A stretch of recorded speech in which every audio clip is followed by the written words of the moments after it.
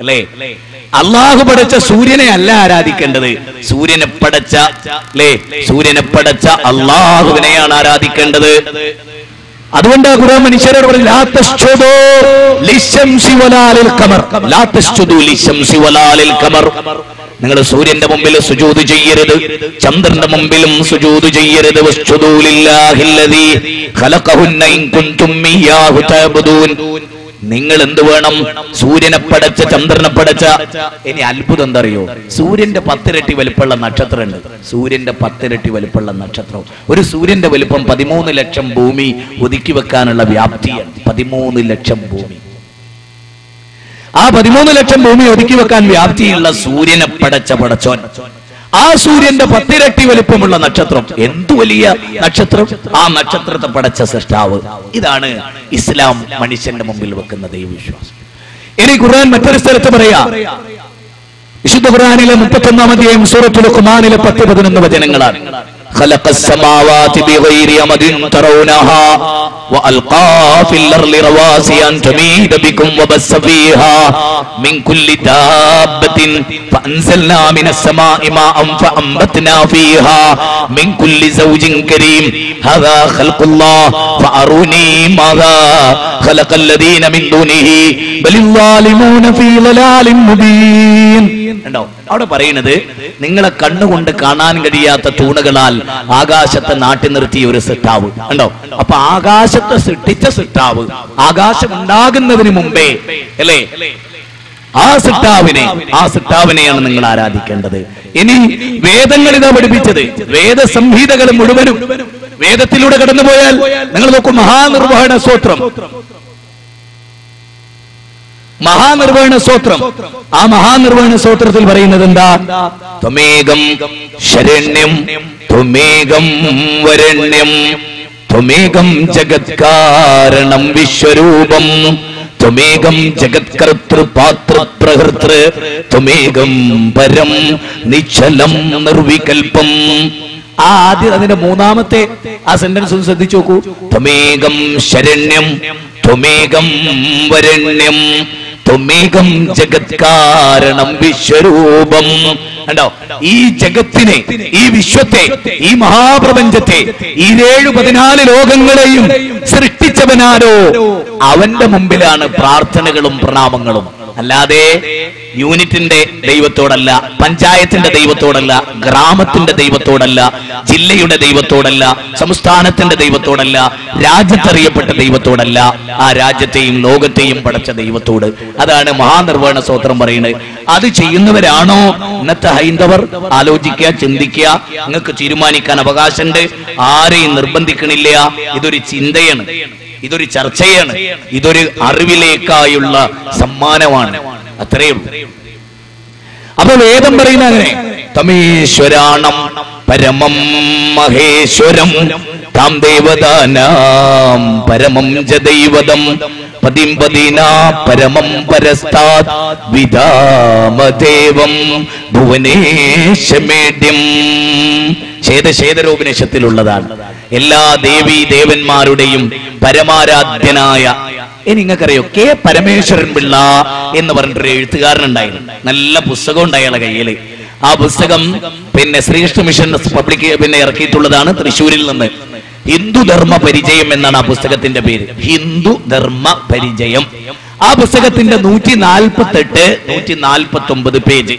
അതിന്റെ അധ്യായത്തിന്റെ പേര് ഒന്നോ പലതോ.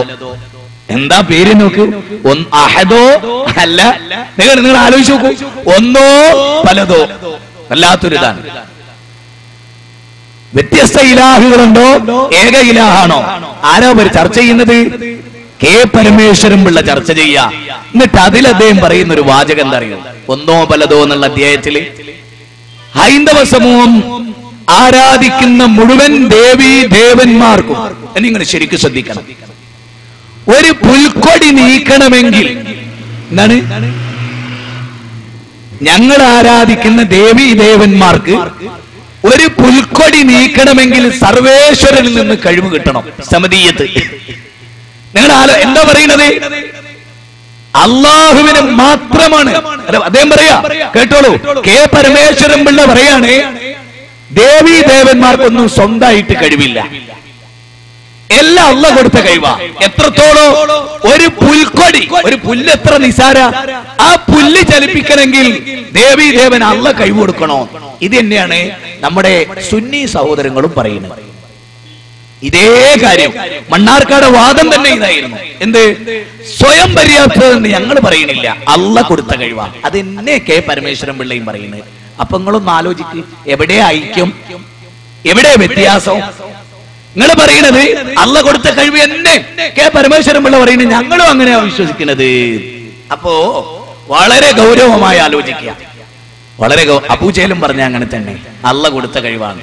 ലബ്ബൈക അല്ലാഹുമ്മ ലബ്ബൈക ലബ്ബൈക ലാ ശരീക ലക ലബ്ബൈക അല്ലേ? അവർ പറഞ്ഞിരുന്ന ഇല്ല ശരീകൻ ഹുവ ലക തംലികുഹു വമാ മലക. എന്താ അവർ പറഞ്ഞു? അവർ ഹജ്ജ് ചെയ്തിരുന്നു. അൽ ഹാജി അബൂജഹൽ, അൽ ഹാജി അബൂ ലഹബ്, അൽ ഹാജി വലീദ് ഇബ്നു മുഗീറ,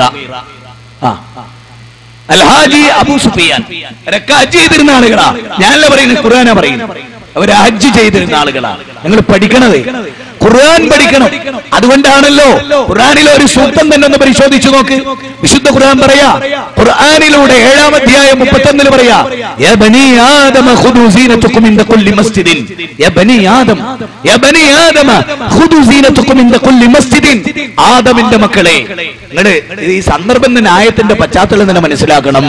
കാബം നഗ്നമായി തവാഫ് ചെയ്തിരുന്ന ആളുകൾ, കഅബാലയം നഗ്നമായി തവാഫ് ചെയ്തിരുന്ന സ്ത്രീ പുരുഷന്മാർ, ഊഴം നിശ്ചയിച്ച് രാത്രിയും പകലുമായി കാബൻ തവാഫ് ചെയ്തിരുന്ന ആളുകൾ, ആ ആളുകൾ അവരെ വിളിച്ചിട്ട് പറയാ, കാബൻ തവാഫൊക്കെ ചെയ്തോളൂ, കുഴപ്പമില്ല, ചില പരിഷ്കരണം ഉണ്ടാക്കണം. നിങ്ങൾക്ക് സംഭവിച്ച ചില ശിർക്ക് പരിഷ്കരണങ്ങൾ ഒക്കെ ഉണ്ടാക്കണം. ആ പരിഷ്കരണങ്ങളിൽ ഏറ്റവും പ്രധാനമാണ് നഗ്നരായിട്ട് കാബൻ തവാഫ് ചെയ്യല്ലേ, നിങ്ങൾ വസ്ത്രം ധരിച്ചുകൊണ്ട് ആരാധനാലയത്തിൽ വരും. ആ ആയത്ത് പഠിപ്പിക്കുന്നത് ആണിനും പെണ്ണിനും ഒരേപോലെ പള്ളിയിൽ പോകൽ ബാധകമാണ് എന്നുള്ളത് തന്നെയാ പഠിപ്പിക്കുന്നത്. ആദമിന്റെ മക്കളെ എന്നാ പറയുന്നത്, ആദം സന്തതികളെ. അപ്പൊ അവർ ഹജ്ജ് ചെയ്തു. ഹജ്ജ് ചെയ്തപ്പോ അവര് പറഞ്ഞു, ലബ്ബൈക അല്ലാഹുമ്മ ലബ്ബൈക, അല്ലാഹുവേ നിന്റെ വിളിക്കുത്തരം നൽകിയാണ് ഞങ്ങൾ ഇവിടെ വന്നിരിക്കുന്നത്. നിന്റെ വിളിക്കുത്തരം നൽകി. എന്നിട്ട് പറയാം, നിനക്കൊരു പങ്കുകാരുമില്ല, പക്ഷെ ഇല്ലാ ശരീകൻ ഹുവ ലക തംലികുഹു വമാ മലക. കെ പരമേശ്വരൻ പിള്ള അതിന് മലയാളം എഴുതി. അതാണ് ഒന്നോ പലതോ എന്നുള്ളതിൽ. ഇത് ഇല്ലാ ശരീകൻ ഹുവ ലക തംലികുഹു വമാ മലക എന്നുള്ളതിന് കെ പരമേശ്വരൻ പിള്ള മലയാളത്തിൽ അത് പരിഭാഷപ്പെടുത്തി. എന്താ? നിനക്ക് ചില പങ്കുകാരുണ്ട്, ആ പങ്കുകാർ ഒരു പുൽക്കൊടി പോലും നീക്കുന്നത് നീ കൊടുത്ത കഴിവ് കൊണ്ടാണ്. ആര് പറയാ? അന്ന് മക്കയിലുണ്ടായിരുന്ന ആളുകൾ. അത് എന്നെ ഇന്ത്യയിലുള്ള മനുഷ്യരും പറയുന്നു. അപ്പൊ പറയൂ, ഇവിടെ എന്താ ആവശ്യം? ഇവിടെ എന്താ ആവശ്യം? മക്കത്തേതൊരു ദഅവത്ത് പ്രവാചക തിരുമേനി ഖുൽ ഹാദിഹി സബീലി അദഉ ഇലല്ലാഹ് അലാ ബസീറത്തിൻ അന വമൻ ഇത്തബഅനി. നോക്ക് നിങ്ങൾ, ഖുൽ ഹാദിഹി സബീലി, ഇതാകുന്നു എന്റെ മാർഗം, ഇതാകുന്നു എന്റെ മാർഗം, ആ മാർഗത്തിലേക്ക് ഞാൻ നിങ്ങളെ ക്ഷണിക്കുന്നു. അദഉ ഇലല്ലാഹ്, അല്ലാഹുവിലേക്കാണ് നിങ്ങളെ ക്ഷണിക്കുന്നത്, അല്ലാഹുവിലേക്കാണ് നിങ്ങളെ ക്ഷണിക്കുന്നത്. അല്ലാഹ് ആരാണ്? ആകാശഭൂമികളുടെ തമ്പുരാനാണ്, ആകാശത്തെ സൃഷ്ടിച്ചവനവനാണ്. അതുകൊണ്ടാണ് അല്ല പറയുന്നത്, കല്ലാ കല്ലാ സൗഫ തഅലമൂൻ സുമ്മ കല്ലാ സൗഫ തഅലമൂൻ അലം നജാലിൽ അർള മിഹാദാ വൽ ജിബാല ഔതാദാ വഖലഖനാകും അസ്വാജാ വജഅൽനാ നൗമകും സുബാതാ വജഅൽനാ അൽ-ലൈല ലിബാസാ വജഅൽനാ അൻ-നഹാറ മആശാ വബനൈനാ ഫൗഖകും സബഅൻ ശിദാദാ വജഅൽനാ സിറാജൻ വഹാജാ. നിങ്ങളൊന്ന് ആലോചിച്ചു നോക്കി, എന്താ പറയുന്നത്? ഭൂമിയെ നിങ്ങൾക്കൊരു വിരിപ്പാക്കി തന്നു, ആകാശത്തെ മേൽക്കൂരയാക്കി നിങ്ങളെ ഇണകളായി സൃഷ്ടിച്ചു, രാവിനെ നിങ്ങൾക്ക് വിശ്രമമാക്കി, പകലിനെ നിങ്ങൾക്ക് ജീവസന്ധാരണ വേളയാക്കി, 7 അടുക്കുകളായി ആകാശത്തെ സൃഷ്ടിച്ചു തന്നു. നിങ്ങൾക്ക് കുത്തിച്ചൊലിക്കുന്ന മഴയും ചൊരിഞ്ഞു തന്നു. ഇതൊക്കെ ചെയ്തത് പടച്ച തമ്പുരാനാണ്. അതുകൊണ്ട്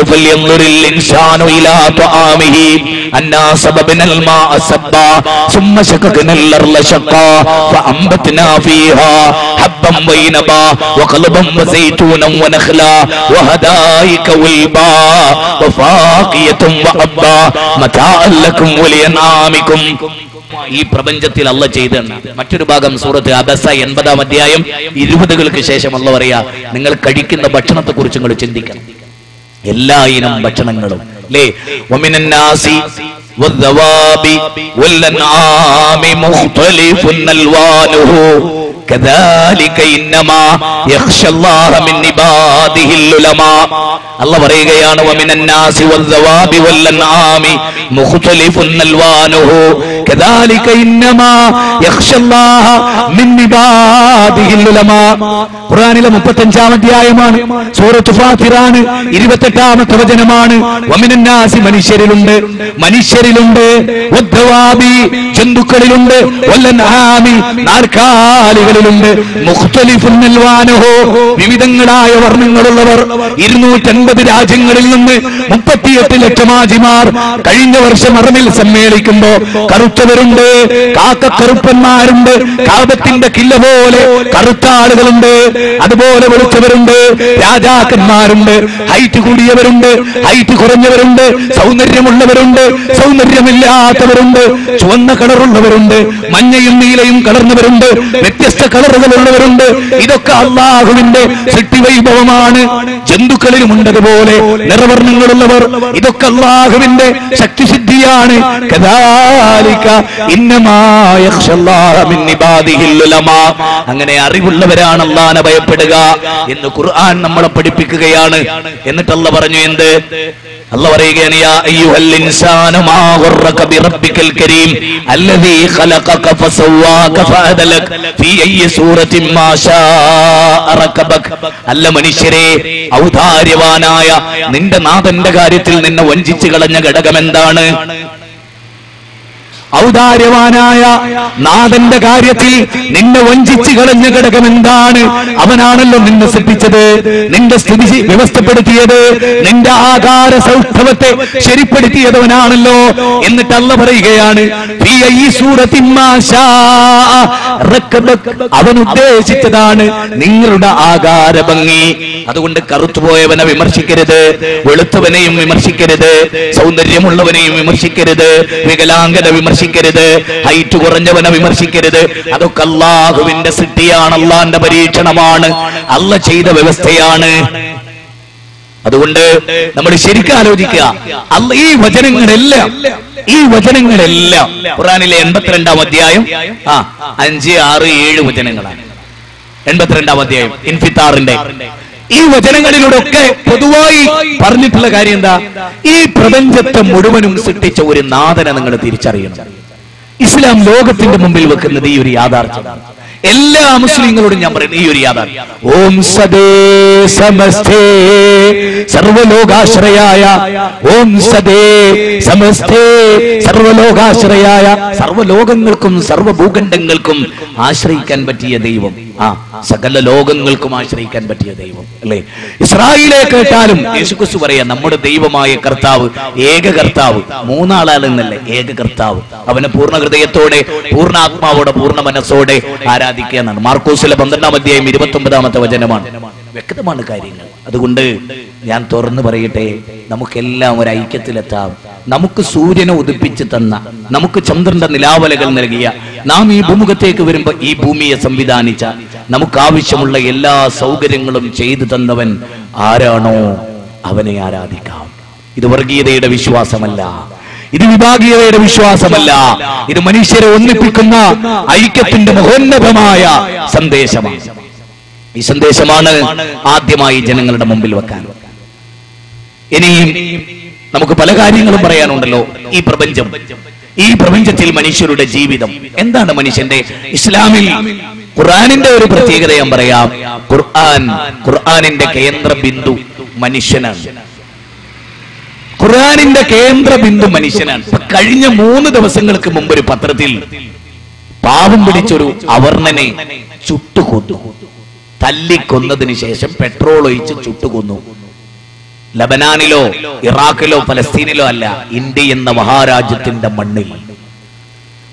എന്തുകൊണ്ടാണ് ഉണ്ടായതെന്നറിയോ? അറിയോ? പരിശോധിക്കാൻ നിങ്ങൾ നോക്കൂ. തൊട്ടപ്പുറത്തെ പറമ്പ് കിടന്നിട്ട് ഒരു പശുവിനെ തല്ലി. അത്രേ, ഒരു പശുവിനെ തല്ലി. അതിന്റെ പേരിൽ നിങ്ങൾക്കറിയോ, ഹരിയാനയില് 5 ദലിതരെ ചുട്ടുകൊന്നു. 5 ദലിതരെ ചുട്ടുകൊന്നു. എന്തിന്? ഇന്ത്യയിൽ നടന്ന സംഭവം പറയുന്നത് 5 ദലിതരെ ചുട്ടുകൊന്നു. എന്തിനാ? ഒരു പശു ചത്തു.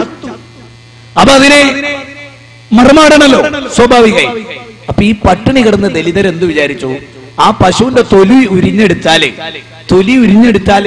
ആ തൊലി വിറ്റ് കുറച്ച് പൈസ ഇട്ടല്ലോ, അതുകൊണ്ട് പശി അടക്കാൻ. അങ്ങനെ പശുവിന്റെ തൊലി ഉരിഞ്ഞപ്പോ എന്തുണ്ടായി? 5 ദലിതരെ ചുട്ടുകൊന്നു. ഈ ഒരു ദുര്യോഗം ഇസ്ലാമിനില്ല. കല്ല്, മുള്ള്, മുരട്, മൂർക്കൻ പാമ്പ്, എലി, തവള, പശു, ആന, കുതിര ഇതിനൊന്നും ആരാധിച്ചിട്ട് മനുഷ്യരെ കൊല്ലുക, എന്നിട്ട് ജന്തുക്കളെ നിലനിർത്തുക, ഈ ഒരു സമ്പ്രദായം ഇസ്ലാമിനില്ല. എനിക്ക് അത്ഭുതം തോന്നിയത് ഹരിയാനയില് ഈ 5 ദലിതരെ കൊന്നപ്പോ ഒരു വലിയ രാഷ്ട്രീയ നേതാവ്, അയാൾ മാറാടൊക്കെ വന്നിട്ടുണ്ട്, ഓൾ ഇന്ത്യ ലെവലിൽ അറിയപ്പെടുന്ന, ഗുജറാത്തിലൊക്കെ നരഹത്യക്ക് നേതൃത്വം കൊടുത്തിട്ടുള്ള ഒരു മനുഷ്യനാ. അയാൾ പറയാണ് ഹിന്ദു ധർമ്മം അനുസരിച്ച് പശുവിനെ കൊല്ലുന്നത് വലിയ പാപമാണ്. അത്ര പാപമല്ല എന്ത് മനുഷ്യനെ തട്ടുന്നത്. അവിടെയാണ് ഇസ്ലാം എന്താണ് എന്ന് പഠിക്കേണ്ടത്. ഇസ്ലാമിന്റെ കേന്ദ്ര ബിന്ദു മനുഷ്യനാണ്. ആ മനുഷ്യനെ സംബന്ധിച്ചിടത്തോളം ഇസ്ലാം വലിയ സ്ഥാനം കൽപ്പിച്ചിട്ടുണ്ട് മനുഷ്യന്. ഇപ്പൊ ഹജ്ജിന്റെ സീസണാണ്. ഈ ഹജ്ജിൽ കാബത്തുകളിൽ ചെന്ന നിങ്ങൾക്കറിയോ, ഇസ്ലാമിന്റെ ഒരു പ്രഖ്യാപനം തന്നെ ഈ കാബത്തെ പോലെ ദുൽഹജ്ജ് 9 പോലെ, ദുൽഹജ്ജ് മാസം പോലെ, അതിന്റെ പവിത്രത പോലെ, ഇന്ന ദിമാഅകും വഅംവാലകും വഅറാലകും ഹറാമുൻ അലൈക്കും കഹുർമതി യൗമികും ഹാദാ ഫീ ബലദികും ഹാദാ ഫീ ശഹരികും ഹാദാ. മനുഷ്യരെ നോക്കൂ, ഒന്നാമത്തെ മേഘനാ കാർട്ട, ഒന്നാമത്തെ മനുഷ്യാവകാശ പ്രഖ്യാപനം. മനുഷ്യരെ നോക്കൂ, ജാതി തിരിച്ചില്ല. മനുഷ്യരെ, ഈ കാബത്തിന്റെ പരിശുദ്ധത പോലെ, ദുൽഹജ്ജ് 9ന്റെ പരിശുദ്ധത പോലെ, അതുപോലെ ദുൽഹജ്ജ് മാസത്തിന്റെ പരിശുദ്ധത പോലെ നിങ്ങളുടെ രക്തം വളരെ പ്രധാനമാണ്, നിങ്ങളുടെ സമ്പത്തും വളരെ പ്രധാനമാണ്, നിങ്ങളുടെ അഭിമാനവും വളരെ പ്രധാനമാണ്. അതുകൊണ്ട് അന്യായമായി മനുഷ്യനെ കൊല്ലല്ലേ. വിശുദ്ധ ഖുർആൻ പറയാണ്, സൂറത്ത് മാഇദയുടെ 5-ാം അധ്യായം 32 പറയാണ്, അങ്ങനെ അല്ലാഹു ഒരു വിധി നൽകി ബനൂ ഇസ്രായേലുകൾക്ക്, അന്യായമായി ഒരു മനുഷ്യനെയും കൊല്ലല്ലേ. അങ്ങനെ അന്യായമായി കൊന്നാൽ ഫകഅന്നമാ ഖതലന്നാസ ജമീഅ വമൻ അഹ്യാ ഫകഅന്നമാ അഹ്യന്നാസ ജമീഅ. അന്യായമായി ഒരു മനുഷ്യനെ കൊന്നാൽ, തെൽമൂദ് എന്ന് പറഞ്ഞൊരു ഗ്രന്ഥമുണ്ട്, തെൽമൂദ്, അതിൽ പറയാണ് അകാരണമായി ഒരു യഹൂദനെ കൊന്നാൽ അവൻ ലോകത്തുള്ള മുഴുവൻ യഹൂദനെയും കൊന്നവനെ പോലെ. അതാ വർഗീയത. എന്നാ ഖുർആൻ പറയുന്നതോ അകാരണമായ ഒരു മനുഷ്യനെ കൊന്നാൽ, പൊട്ടുതൊട്ട അമ്മയുടെ മകനായിരുന്നാലും തട്ടമിട്ട ഉമ്മയുടെ മകനായിരുന്നാലും, അത് CPM ആയിരുന്നാലും CPI ആയിരുന്നാലും BJP ആയിരുന്നാലും ABVP ആയിരുന്നാലും SSF ആയിരുന്നാലും MSM ആയിരുന്നാലും SIO ആയിരുന്നാലും ഏതേത് പാർട്ടിയിൽ പ്രവർത്തിക്കുന്നവരാണെങ്കിലും അന്യായമായി മനുഷ്യരെ കൊല്ലരുത് എന്ന് കേരളക്കരയിൽ നടന്നുകൊണ്ടിരിക്കുന്ന നരനായാട്ട് അല്ലേ. എല്ലാരും കണക്കാ. പാർട്ടി പക്ഷത്തിന്, അതിന്റെ അനുയായികൾക്ക് എന്തിനാ വെട്ടുകത്തി, എന്തിനാ പിച്ചാത്തി, എന്തിനാ വടിവാള്? അവസാനിപ്പിക്കണം. LDF-നോട്, CPM-നോട്, BJP-യോട്, എല്ലാ തീവ്രവാദ സംഘടനകളോടും, എല്ലാ ഭീകരവാദ സംഘടനകളോടും, മനുഷ്യന്റെ നോക്ക് പാടത്തെ നെൽക്കതിരുകൾ അരിഞ്ഞെടുക്കുന്ന ലാഘവത്തോടെ മനുഷ്യന്റെ കഴുത്തരിയുന്നവരോട് കേട്ടോ, പാടത്ത് ചെന്ന് നെൽക്കതിര് അരിഞ്ഞെടുക്കുന്ന പോലെ മനുഷ്യന്റെ കഴുത്തരിയുന്നവരോട്, അവരോട് മുഴുവനും തീർത്തു പറയുന്നു, അരുത്, മനുഷ്യരെ കൊല്ലരുത്, അന്യായമായി മനുഷ്യരെ കൊല്ലരുത്. ഇത് വലിയൊരു തെറ്റാണ് ചെയ്യുന്നത്. എന്തിനാ പരസ്പരം വിട്ടുവീഴ്ച ചെയ്തൂടെ, ക്ഷമിച്ചൂടെ, പുറത്തു കൊടുത്തുകൂടെ? എന്താ അങ്ങനെ ഒരു വിട്ടുവീഴ്ചയില്ലാത്ത നിസാരമായ സംഗതിക്ക് പോലും എന്തിനാ പരസ്പരം കൊല്ലുന്നത്? ക്ഷമിക്കാൻ പറഞ്ഞൂടെ? പാർട്ടിക്കാരെ, നേതാക്കന്മാരെ, ക്ഷമ എന്നൊരു വിഷയങ്ങളെ എല്ലാ ക്ലാസ്സിലും ഞങ്ങൾ വന്നെടുത്തോളാം. നിങ്ങൾ എല്ലാ പാർട്ടിക്കാരെയും എഴുതി തന്നാൽ മതി. എല്ലാ രാഷ്ട്രീയ പാർട്ടികളോടും, എല്ലാ മതസംഘടനയും. നിങ്ങൾ നോക്ക്, കേരളത്തിൽ ഇപ്പൊ ഇന്നലെ ഞാന് തിരുവനന്തപുരത്ത് ചെന്നു. അവിടെ ഒരു മറുപടി പ്രസംഗമാണ്. സുന്നി പ്രസ്ഥാനത്തിന് അവർക്ക് സംഭവിച്ച തെറ്റുകൾ ചൂണ്ടിക്കാണു. ഭയങ്കര ബഹളം, കൂക്കല്, തല്ലാൻ വരല്. എന്താണ്? അവരങ്ങനെയാ ശീലിച്ച്, അവരങ്ങനെയാ പഠിപ്പിച്ചത്. അതുകൊണ്ടാണ് അങ്ങനെ സംഭവിക്കുന്നത്. എന്തുകൊണ്ടാ പാവം പിടിച്ച യുവാക്കള് ഇതിനൊക്കെ തയ്യാറാണ്? ഉസ്താദുമാരെ ചെല്ലട ഉസ്താദുമാര് മുന്നിലേക്കുകയും ചെയ്യും. ഈ 2 വെള്ളിയാഴ്ചകൾക്ക് മുമ്പ് ആ 3 വെള്ളിയാഴ്ച കഴിഞ്ഞ മൂന്നാമത്തെ വെള്ളിയാഴ്ച കായംകുളത്തിനടുത്ത് ആദിക്കാട്ടുകുളങ്ങര എന്ന് പറയുന്ന സ്ഥലമുണ്ട്. അവിടെ പ്രസംഗിച്ചുകൊണ്ടിരിക്കുമ്പോൾ ഒരു മുസ്ലിം ഓടി സ്റ്റേജിൽ ഇങ്ങോട്ട് കയറി. പിന്നെ മുസ്ലിയാരെ കൂടെ വന്നോല് വിളിക്കുന്ന ആ വാക്കുകളുണ്ടല്ലോ, കുറെ മോനെ മോനെ മോനെ, അതിന്റെ അപ്പുറത്തുള്ളതൊന്നും എനിക്ക് പറയാൻ പറ്റില്ല. ഞാൻ ചോദിച്ചു, മുസ്ലിം നിങ്ങളെ ശിഷ്യന്മാരല്ലേ, അതുകൊണ്ടായിരിക്കും ഇങ്ങനെ. നിങ്ങൾ ആലോചിച്ചു, ഒരു മുസ്ലിം സമൂഹം വന്നിട്ട് വിളിച്ച വിളി കേൾക്കണം. എനിക്ക് 1-2 തവണ നിങ്ങളോട് പറഞ്ഞാൽ നിങ്ങൾക്ക് അതിന്റെ ഗൗരവം മനസ്സിലാവും. ഈ കൗമിന്റെ വാക്ക് എവിടെ നിന്നാണ് ഇവർ സംസ്കാരം പഠിക്കുന്നത്? എന്താണ് അവസ്ഥ? നിങ്ങൾ ആലോചിച്ചു, താടിയും തലപ്പാവും വെള്ളക്കുപ്പായവും ജുബയിട്ട് കയറി വന്നിട്ട് വിളിക്കണ വാക്ക്. സുബ്ഹാനല്ലാഹ്. ഇന്ന് ആദിക്കാട്ടുകുളങ്ങരയെന്ന് എന്നെ വിളിച്ചു. അവിടുത്തെ മുഴുവൻ മുസ്ലിങ്ങളിൽപ്പെട്ട നല്ലൊരു ശതമാനം ആളുകളും ഇനി ഇവിടെ വമ്പിച്ചൊരു പരിപാടി ഞങ്ങളുടെ സപ്പോർട്ടോടുകൂടി വെക്കണമെന്ന് പറയുന്നു. ഞാൻ ഇവിടെ പറയുന്നത്, ഈ കഴിഞ്ഞ റമദാനിൽ തിരുവനന്തപുരത്ത് ഭീമാപള്ളി എന്ന് പറഞ്ഞൊരു സ്ഥലമുണ്ട്. ആ ഭീമാപള്ളിയുടെ പരിസരത്ത് ഒരു 5-8 മുജാഹിദുകളുണ്ട്. പാവം പിടിച്ച കുറച്ച് സാധുക്കളായ മനുഷ്യന്മാരെ. മുമ്പ് ആ പള്ളിയിലൊക്കെ ആയിരുന്നവര് സുന്നികളുമായിരുന്നു. അവർക്ക് ഇത് തെറ്റാണെന്ന് മനസ്സിലായ ഒരു മുജാഹിദ് പ്രസ്ഥാനം സ്വീകരിച്ചു. ഈ കഴിഞ്ഞ റമദാനിൽ അവരെ വീട്ടിൽ വെച്ച്, അതായത് ആ കമ്മിറ്റിയിൽപ്പെട്ട ഒരാളുടെ മകന്റെ വീട്ടിൽ വെച്ച് നിസ്കരിച്ചു. ഒരു സംഘം ആളുകൾ വന്നിട്ട് പറഞ്ഞു, ഇവിടുന്ന് തറാവിസ്കരിക്കാൻ സമ്മതിക്കില്ല, ഇവിടുന്ന് ഒഴിവാണോ, ഇല്ലെങ്കിൽ ഇയാളെ ഞങ്ങൾ ആക്രമിക്കുന്നൊക്കെ പറഞ്ഞു. ആയിക്കോട്ടെ എന്നാ വേണ്ടാറിന് ഞങ്ങൾ ആ വീട്ടിൽ നിന്ന് ഒഴിഞ്ഞ് പാവം പിടിച്ച നമ്മുടെ കുട്ടികള്, ചെറുപ്പക്കാര്, അവരെല്ലാം സ്ത്രീകളടക്കം വേറൊരു വീട്ടിലേക്ക് പിറ്റേന്ന്. അന്നെന്തുണ്ടായി എന്നറിയോ നിങ്ങൾ? പത്രത്തിലൊക്കെ വന്നതാ, ചാനലിലൊക്കെ വന്നതാ. അന്ന് ഈ ദർഗയെ, ഈ ഭീമാപള്ളിയെ ചുറ്റിപ്പറ്റി നിൽക്കുന്ന സുന്നികളിൽപ്പെട്ട ഒരു വിഭാഗം ആളുകൾ ഇരുമ്പിന്റെ ദണ്ടും കത്തിയുമൊക്കെയായി വന്ന് മുജാഹിദുകൾ തറാവീഹ് നമസ്കരിക്കുന്നതിനിടയിൽ അവരെ മർദ്ദിച്ചു. അടിച്ചിട്ട് തലങ്ങട്ട് ചീന്തിയിട്ട് 24 തുന്നായിരുന്നു. 2 പേരുടെ തല അടിച്ചു പൊട്ടിച്ചു കളഞ്ഞു. വിശുദ്ധ റമദാനിന്റെ സുന്ദരമായ രാത്രിയിൽ അല്ലേ, നിങ്ങൾക്കറിയാലോ, അല്ലാഹുവിന്റെ റസൂല് വളരെ കൃത്യമായി പറഞ്ഞിട്ടുള്ളത്, മൻ ഖാമ റമളാന ഈമാനൻ വഹ്തിസാബൻ, അല്ലേ, മൻ സാമ റമളാന എന്നൊക്കെ എത്ര രൂപത്തിൽ ആരെങ്കിലും പ്രതിഫലേക്ഷയോടുകൂടിയും വിശ്വാസത്തോടുകൂടിയും രാത്രി നിന്ന് നമസ്കരിക്കുന്നുവെങ്കിൽ അത്ര പവിത്രമായ റമളാനിന്റെ രാത്രിയിൽ മുജാഹിദുകളെ തലക്ക് വന്നിട്ട് തല്ലി. അപ്പോ പോലീസുകാർ വന്നു, ബഹളായി, പിന്നെ പത്രസമ്മേളനമായി അല്ലേ. അപ്പൊ ഞങ്ങൾ പറഞ്ഞു, സർ, ഈ രാജ്യത്ത് ഓരോ പൗരനും നൽകുന്ന മൗലികാവകാശം ഉണ്ടല്ലോ, ആ മൗലികാവകാശം ഞങ്ങൾക്കും വകവെച്ചിരുന്നു.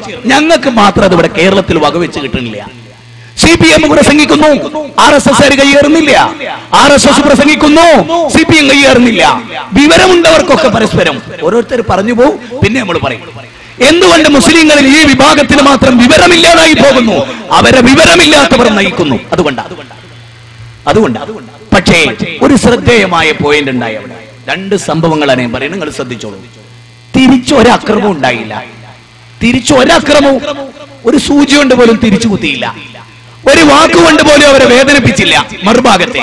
കാരണം ഞങ്ങൾ പ്രവാചകന്റെ അനുയായികളായി, മുഹമ്മദ് നബി സല്ലല്ലാഹു അലൈഹി വസല്ലമയുടെ അനുയായികൾ. ഉറച്ചു വിശ്വസിക്കുക, അഭിമാനപരസരം ഞാൻ പറയും. ലോകത്ത് അല്ലാഹുവിന്റെ ദീനിനെ പ്രദാനം ചെയ്യുന്ന ഒരു സംഘടനയാണ് ഈ സംഘടന. എനിക്ക് മുജാഹിദുകളോട് പറയാൻ, കേന്ദ്രന്മാരോട്, അതിൽ നമുക്ക് അഭിമാനം ഉണ്ടാകണം. നമ്മൾ നിസാരമല്ല ലോകത്ത്. നമ്മളെന്ന് പറയുന്ന പ്രസ്ഥാനം ലോകത്ത് നിസാരമല്ല. മാനവിക സമൂഹത്തിനിടയിൽ ഏറ്റവും മനുഷ്യത്വത്തിന്റെ ഉദാത്തീകരണം സാധിച്ച ഒരു പ്രസ്ഥാനമാണ് നമ്മൾ. അതിൽ നമുക്ക് സ്വയം അഭിമാനം വേണം. ഞാനത് തീർത്തു പറയും. നമ്മൾ ദുർബലരല്ല, നമ്മൾ ഏറ്റവും ശക്തമായ ഒരു ആദർശത്തിന്റെ വാഹകരാണ്. നിങ്ങൾ മനസ്സിലാക്കണം. അന്ന് മറുഭാഗത്തൊന്നും ഉണ്ടായില്ല. മറിച്ച് അതേ റമളാനിൽ മറ്റൊരു സംഭവം നടന്നു. അതാണ് മുജാഹിദ് പ്രസ്ഥാനത്തിന്റെ മൗലികതയും മുസ്ലിങ്ങളിൽപ്പെട്ട മറ്റുള്ളവരുടെ മൗലികം തിരിച്ചറിയാം. അവിടുത്തെ ഒരു കോളേജിൽ ചെറിയൊരു പ്രശ്നം. SFI, മറുഭാഗത്ത് NDF-ന്റെ വിദ്യാർത്ഥി സംഘടന ഒരു കൊടി നാട്ടുന്ന പ്രശ്നം. ഏത്? വിവരമില്ലാത്ത കീറത്തുണിയെ വിവരമുള്ള മനുഷ്യന്റെ പോരാട്ടം. വിവരമില്ലാത്ത തുണിക്ക് വേണ്ടി വിവരമുള്ളവന്റെ പോരാട്ടം.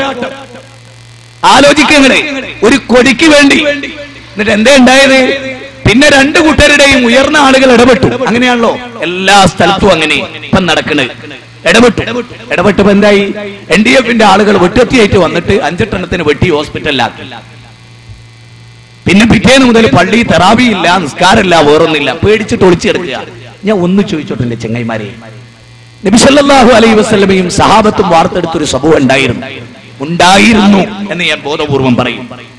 ഈ ഒരു പ്രവൃത്തി ചെയ്തിട്ട് ആ പ്രവൃത്തി ഹക്കും സത്യവുമാണെങ്കിൽ നെഞ്ചൂക്കൂടെ പറ, ഞങ്ങളാണ് ചെയ്തത് എന്ന കാരണം കൊണ്ട് ഒരു ഏസൈനെ തച്ചു കൊന്ന് ഏതെങ്കിലും ഒരുത്തം വായനാരിന്റെ നട്ടലിന്റെ സ്ഥാനത്ത് വായനാരുണ്ടായ പോരാ, പറയാൻ കഴിയണം ഞങ്ങളാ ചെയ്തത്, ഇന്നുകൊണ്ടാ ചെയ്തത്.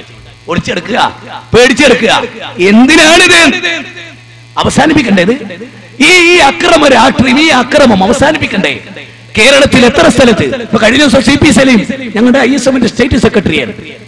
ഞങ്ങൾക്ക് അദ്ദേഹം വലുതാണ്, അദ്ദേഹത്തിന്റെ പ്രബോധനം ഞങ്ങൾക്ക് വലുതാണ്. അദ്ദേഹത്തെ കയറി തല്ലി മുസ്ലിങ്ങളുടെ ഒരു വിഭാഗം ആളുകൾ സ്റ്റേജ് കയ്യേറി. എന്തൊരു പുതുമ! ഒരു വിഭാഗം ആളുകൾക്ക് സാക്ഷാൽ ദൈവിക മതം പറയാൻ അവകാശമില്ലാത്തൊരവസ്ഥ ഞങ്ങളെ സംബന്ധിച്ചിടത്തോളം ഇല്ല. ഇനി നിങ്ങൾ ആലോചിച്ച് നോക്ക്, കേരളക്കരയിൽ എത്രയോ രാഷ്ട്രീയ പാർട്ടികൾ കൊല്ലപ്പെടും, RSSകാരൻ കൊല്ലപ്പെട്ടു. ആ വാർത്ത എങ്ങനെ കേൾക്കുമ്പോ ഉടനെ തന്നെ നമ്മുടെ മനസ്സിൽ വരെ എന്താ? ഒന്നെങ്കിൽ CPM, അല്ലെങ്കിൽ NDM, അല്ലെങ്കിൽ സിമി, ഇങ്ങനെയൊക്കെ എന്തായിരുന്നു, അല്ലെങ്കിൽ ലീഗ്. എന്താ? എനിക്ക് ആശ്ചര്യം തോന്നിയൊരു കാര്യം എന്താ അറിയോ? 100 കൊല്ലത്തിനടുത്തായി മുജാഹിദ് പ്രസ്ഥാനം ഇവിടെ പ്രവർത്തിക്കുന്നു. ഏതെങ്കിലും മറ്റൊരു സംഘടനയൊരുത്തം കൊല്ലപ്പെട്ട മറുഭാഗത്തൊരു മുജാഹിദിന്റെ പേര് വരാറില്ല. എന്തുകൊണ്ട്? നിങ്ങൾ മനസ്സിലാക്കണം, എല്ലാ പാർട്ടിക്കാരും മനസ്സിലാക്കണം. ഞാനിത് ഏതെങ്കിലും ഒരു വ്യക്തിയോ സമൂഹത്തെ കണ്ടല്ല പറയുന്നത്. ഇതൊക്കെ ഒന്ന് അവസാനിക്കണ്ടേ? അതിനൊരൊറ്റ വഴിയേ ഉള്ളൂ. ഞാൻ നിങ്ങൾക്ക് പറഞ്ഞൊരൊറ്റ വഴി. ആ വഴി നിങ്ങൾ സ്വീകരിച്ചു നോക്കൂ. മുജാഹിദ് പ്രസ്ഥാനത്തിന് ഈ രംഗത്ത് വിജയിക്കാൻ കഴിഞ്ഞത് പള്ളി മിമ്പറിലെ ഖുത്ബയുള്ളത് കൊണ്ടാണ്. ഞാൻ ഉറച്ചു വിശ്വസിക്കുന്നു, ഞാൻ അതിന് അടിവരയിടുന്നു. കാരണം ഒരു വ്യാഴാഴ്ച ഒരു കലാപുണ്ടായിരുന്നു വിചാരിക്കുക, കേരളത്തിൽ ഉണ്ടാവാതിരിക്കട്ടെ, നീ കാണാൻ വയ്യത് ഈ രക്തച്ചൊരിച്ചിൽ നോക്ക്. കഴിഞ്ഞ ദിവസം ഒരു പാർട്ടിക്കാരനെ കൊല്ലപ്പെട്ടിട്ട് കണ്ണൂർ, ഞാനന്ന് കണ്ണൂരുണ്ട്, എനിക്ക് അത്ഭുതം തോന്നിപ്പോവാണ്. ആ പിഞ്ചു പൈതൽ അച്ഛാ എനിക്കിനി കാണണ്ട എന്നാണ്. ആ പിഞ്ചു പൈതലിന്റെ ദീനരോധൻ ആര് മറുപടി പറയും? മോളെ, അച്ഛൻ ഇന്ന് നേരത്തെ വരും, എന്നിട്ട് നിന്റെ സംശയം തീർച്ചയാന്ന് പറഞ്ഞ ASI പിന്നെ വന്നത് ശവമഞ്ചത്തില്. എന്തിനായത്? അവസാനിപ്പിക്കണ്ടേ? ഇത് കണ്ട് മടുത്ത ഒരു തലമുറ ഇവിടെ ഉണ്ട്. എല്ലാ പ്രസ്ഥാനക്കാരും മനസ്സിലായിക്കോളെ, അടുത്ത ഇലക്ഷൻ വരാൻ പോകുമ്പോ മനസ്സിലായിക്കോളെ. എല്ലാരും ഉയർന്നു ചിന്തിക്ക്, ആരൊക്കെ വരണം, ആരൊക്കെ വരരുത്, ആരൊക്കെ വന്നാലുണ്ടാകും. പ്രതീക്ഷയൊന്നുമില്ല നമുക്കൊരു പാർട്ടിയിലുണ്ടോ? ഞാൻ തുറന്നു പറയാ, പലരും പറയാൻ മടിക്കുന്നത് എനിക്ക് ആ കൂസലില്ലാത്തോണ്ട് പറയാ. ഞാൻ ഇനി പ്രതീക്ഷക്ക് വകല്ല, അത്ര മോശമാണ്. ഇനി ഒരു പുതിയ പ്രവാചകൻ വരാനില്ല. യഥാഹി ധർമ്മസ്യ ഗ്ലാനിർഭവതി ഭാരത അഭിധാനമധർമ്മസ്യം തദാത്മാനം സൃജമ്യഹം പരിത്രാണായ സാധൂനാം വിനാശായ ചതുഷ്കൃതാം ധർമ്മസംസ്ഥാപനാർത്ഥായ സംഭവാമി യുഗേ യുഗേ. ശ്രീമദ് ഗീതയിലെ 4-ാം അധ്യായം 7-8 ശ്ലോകങ്ങളാണ്. ധർമ്മത്തിന് ചുതി സംഭവിക്കുമ്പോ, അധർമ്മം കൊടികുത്തി വാഴുമ്പോ ധർമ്മത്തിന്റെ സ്ഥാപനത്തിന് വേണ്ടി യുഗപുരുഷന്മാർ വരും. ഇല്ല, ഗീതയുടെ വാഹകരെന്നില്ല, ബൈബിളിന്റെ വാഹകരെന്നില്ല, ഖുർആനിന്റെ പ്രയോക്താക്കളില്ല. യാ അയ്യുഹല്ലദീന ആമനൂ കുനൂ ഖവാമീന ബിൽ ഖിസ്ത് ശുഹദാഅ ലില്ലാഹ് വലൂ അലാ അൻഫുസികും അവൽ വാലിദൈനി വൽ അഖ്റബീൻ. സത്യവിശ്വാസികളെ, നിങ്ങൾ നീതിക്ക് വേണ്ടി നിലകൊള്ളൂ.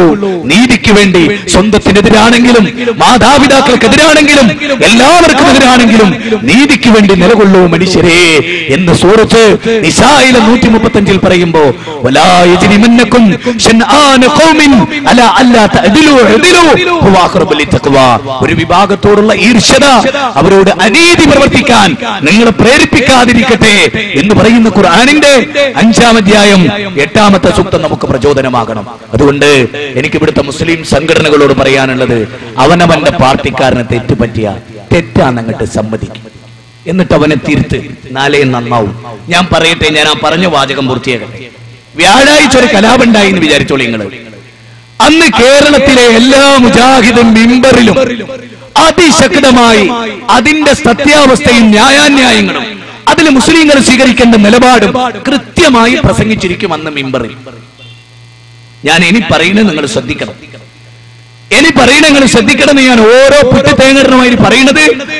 ഇതൊക്കെ സ്വീകരിച്ചൊരു സമൂഹം ഉണ്ടാവട്ടെ എന്നുള്ള ഉത്കടമായ ആഗ്രഹം മാത്രം അതിലുള്ളത്.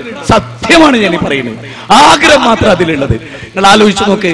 കാരണം വെള്ളിയാഴ്ച ജുമയ്ക്ക് നിർബന്ധമായിട്ട് നോട്ടീസ് അടിക്കാതെ, പബ്ലിസിറ്റി ഇല്ലാതെ, യാതൊരു നിലക്കും യാതൊന്നുമില്ലാതെ ജനങ്ങൾ സ്വമേധയാ അരമണിക്കൂർ വന്നിരിക്കുന്ന ഘട്ടം. ലോകത്തിലെ വലിയൊരു കമ്മ്യൂണിസ്റ്റ് നേതാവ് പറഞ്ഞിട്ടുണ്ട്, മുസ്ലിങ്ങൾ വെള്ളിയാഴ്ച ജുമയ്ക്ക് പങ്കെടുക്കുന്ന പോലെ ഞങ്ങളുടെ മുമ്പിൽ ഒരു അരമണിക്കൂർ ലോക ജനത ഇരുന്ന് തന്ന കമ്മ്യൂണിസം അല്ലാത്തൊന്നും ലോകത്തുണ്ടാവില്ല. അപ്പൊ ഖുതുബന്റെ മഹത്വം മൂപ്പര് മനസ്സിലാക്കി. അത്ര വലുതാണ് ഖുതുബാന്ന് ആര് മനസ്സിലാക്കി? നിരീശ്വരവാദി മനസ്സിലാക്കി. നമ്മുടെ മുസ്ലിം പണ്ഡിതന്മാർക്ക് ഇപ്പോഴും മനസ്സിലായിട്ടില്ല. ഇപ്പോഴും ഇങ്ങനെ നിൽക്കുക, ഇപ്പോഴും പ്രസംഗിച്ചുകൊണ്ടിരിക്കുക, എന്ത് അറബിയല്ലാത്ത ഭാഷയിൽ. അതൊക്കെ നേരം എടുക്കില്ല ചെങ്ങൈമാരെ. നാട്ടിൽ തന്നെ ജീവിക്കുന്നത് ആലോചിച്ചു നോക്കികളെ. ഖുതുബ ജനങ്ങൾക്ക് തിരിയുന്ന ഭാഷയിൽ നടത്തുമ്പോഴാണ് പരിവർത്തനം ഉണ്ടാകുക. 500 ഖുതുബയിലൂടെയാണ് നബി സല്ലല്ലാഹു അലൈഹി വസല്ലം ഒരു സമൂഹത്തെ മാറ്റിയത്. 500 ഖുതുബയിലൂടെ അറിയണം നിങ്ങളത്. 500 ഖുതുബ. ആ അധ്യായത്തിൽ സൂറത്തുൽ ജുമയിൽ തന്നെ അള്ളാഹ് എന്ത് കൊടുത്തതെന്നറിയോ? അതും ചിന്തിക്കുന്നവർക്ക് ചിന്തിക്കാം. യത്ലു അലൈഹിം ആയാതി, നമ്മുടെ ആയത്തുകൾ ഓതിക്കൊടുത്തു. വയുസക്കീഹിം, അവരെ സംസ്കരിച്ചു. വയുഅല്ലിമുഹുൽ കിതാബ വൽ ഹിക്മ, ഖുർആനും സുന്നത്തും പഠിപ്പിച്ചു. ഖുർആനും സുന്നത്തും പഠിപ്പിച്ചു. എന്നിട്ട് അവരെ സംസ്കാരമുള്ളവരാക്കി. അല്ലേ? 62-ാം അധ്യായത്തിന്റെ 2-ാമത്തെ വാചകമാണ്. അങ്ങനെ അവരെ പരിവർത്തിപ്പിച്ചു. ഖുതുബതാനി യജ്ലിസു ബൈനഹുമാ യഖറഉൽ ഖുർആന വയുദക്കിറുൻ നാസ്. ഖുതുബതാനി യജ്ലിസു ബൈനഹുമാ, നബിക്ക് 2 ഖുതുബയുണ്ടായി. ഒന്ന് നബി ഇരിക്കും, പിന്നെ ഒന്ന് നബി സംസാരിക്കും. അങ്ങനെ ദീർഘമായി കുറച്ച്, പിന്നെ ഒന്ന് ഇരുന്ന്, പിന്നെ ഒന്ന് എഴുന്നേൽക്കും. എന്നിട്ടോ ഖുതുബതാനി യജ്ലിസു ബൈനഹുമാ യഖറഉൽ ഖുർആന, പ്രവാചകൻ ഖുർആൻ ഓതി. വയുദക്കിറുൻ നാസ്, ജനങ്ങളെ നന്നാക്കി. അതതിന്റെ പരിഭാഷ. ജനങ്ങളെ ഉത്ബുദ്ധരാക്കി. അതൊന്നും ഇവിടെ നടക്കുന്നുണ്ടോ? ഇവിടെ നടക്കുന്നുണ്ടോ? ഞാൻ എപ്പോഴും പറയാനുള്ള ഒരു സംഭവം ഇവിടെ പറയാം. എറണാകുളത്ത് വൈറ്റിലയിൽ ഒരു മസ്ജിദ് ഉണ്ട്, മുജാഹിദ്. ആ പള്ളി ഉണ്ടാക്കാൻ തുടങ്ങുന്നു എന്ന് വന്നപ്പോ വൈറ്റിലയിൽ വന്നിട്ട് വേഗം ഒരു സുന്നി പള്ളി, AP പള്ളി ഉണ്ടാക്കി. അങ്ങനെ 2 പള്ളികളവിടെ. രണ്ടും നടക്കട്ടെ. അതിലോ നമുക്ക് വിരോധമില്ല. മുജാഹിദ് പള്ളിയിൽ നിന്ന് ഖുതുബയും കഴിഞ്ഞ് ഇങ്ങനെ വരുന്ന 15 വയസ്സുകാരനായ ഒരു കുട്ടിനോട് സുന്നി പള്ളിയിൽ നിന്ന് ഖുതുബ കഴിഞ്ഞിരുന്ന ആചാര്യ, മോനെ ഇജ്ജ് ഇവിടുന്നാ വരുന്നത്? അപ്പൊ ഞാൻ സലഫി പള്ളിയിലാ വരുന്നത്. ഓ, നീ സലഫി പള്ളിയിലാ പോകാറില്ലേ? അതെ. എന്തേ അങ്ങനെ? അപ്പം പറഞ്ഞു, ഞാന് 15 വയസ്സുള്ള കുട്ടിയാണെങ്കിലും കുസുരുമിത്തരമൊക്കെ കളിച്ചിങ്ങനെ നടക്കുന്നതിനിടയിലാണ് യാദർശികമായി മുജാഹിദ് പള്ളിയിൽ ഒരു ഖുതുബ ചെയ്യുന്നത്. അന്നത്തെ ഖുതുബ വിദ്യാർത്ഥി സമൂഹവുമായി ബന്ധപ്പെട്ട കാര്യമായതുകൊണ്ട് എന്റെ മനസ്സിൽ അത് അഗാധമായി പതിച്ചു. പിന്നെയുള്ള എല്ലാ വെള്ളിയാഴ്ചയും ഞാൻ അവിടെ പോകാൻ തുടങ്ങി.